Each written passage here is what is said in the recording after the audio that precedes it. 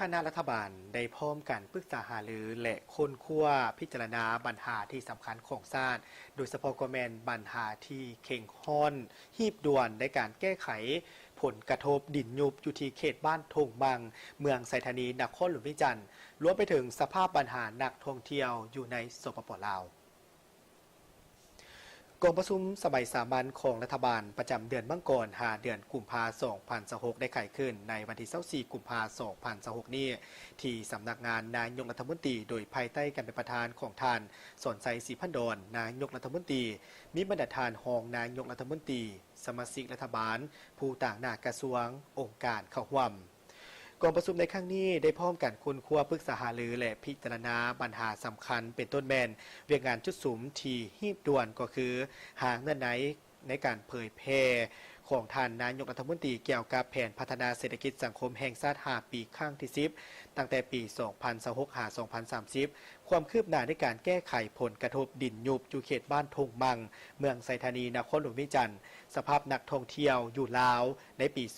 2025และเสนอทิศทางในการส่งเสริมการท่องเที่ยวในต่อหน้าพร้อมทั้งหารือในการหับห้องและ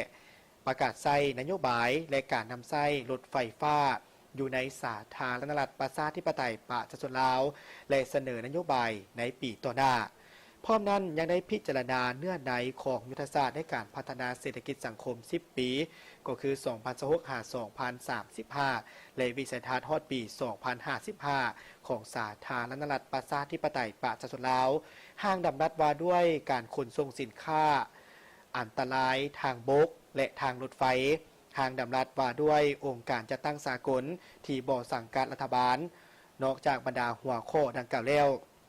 ในกองประชุมยังได้แจกย้าย5เอกสารเพื่อให้บรรดาสมาชิกรัฐบาลนำไปค้นคว้าและประกอบคำคิดคำเห็นเป็นลายลักษณ์อักษรแล้วส่งให้ห้องว่าการสำนักงานนายกรัฐมนตรีซึ่งประกอบมีบทสรุปเรียกงานที่พ้นเด่นประจำเดือนมังกรเดือนกุมภาและทิศทางแผนการประจำเดือนมีนา2026ของรัฐบาลห่างมติว่าด้วยการทับห้องแผนการก่อสร้างและการปรับปรุงเส้นทางในปี2026ห่างมติว่าด้วยการทับห้องแผนปฏิบัติตัวจริงในการหันการเก็บรายหับเป็นทันสมัยในระยะ5 ปี2026-2030ห่างข้อตกลงว่าด้วยการทับพ้องเอาแผนหัวข้อเอกสารที่จะนำเข้าพิจารณาในกองประชุมรัฐบาลประจำปี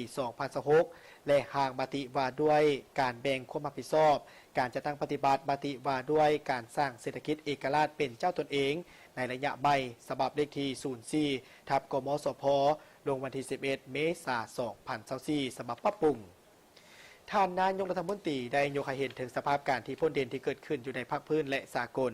ยังคงสืบต่อเข่งฮอนและสับสนโดยเฉพาะก็เป็นความขัดแย้งทางด้านการทหารเศรษฐกิจการค้าปัญหาชายแดนและอื่นๆซึ่งปัญหาเหล่านี้ยังคงสืบต่อเป็นสิ่งท้าทายและอาจสร้างผลกระทบต่อกับชีวิตและทรัพย์สินของประชาชนอยู่ในหลายประเทศเฮ็ดให้สภาพเศรษฐกิจในทั่วโลกมีความยุ่งยากอยู่แล้วนั้นยิ่งสืบต่อเพิ่มทวีความผันผวนและมีผลกระทบเป็นวงกว้างเติบอีกแน่นอนว่าประเทศลาวจะบ่สามารถหลีกเว้นผลกระทบจากสภาพการดังกล่าวทางโกงและทางอ้อมบ่หลายก็น้อย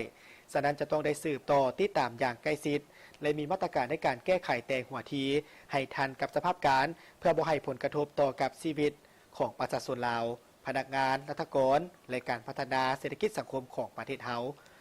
ถ้าในเฮียงห้องมายังบรรดาสมาชิกรัฐบาล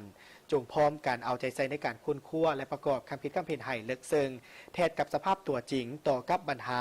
โดยการเสนอทัศนะอย่างกงไปกงมากระทัดรัดและมีจุดสุ่มเพื่อเฮ็ดให้การพัฒนาเศรษฐกิจสังคมของประเทศมีทางก้าวขยายตัวดีขึ้น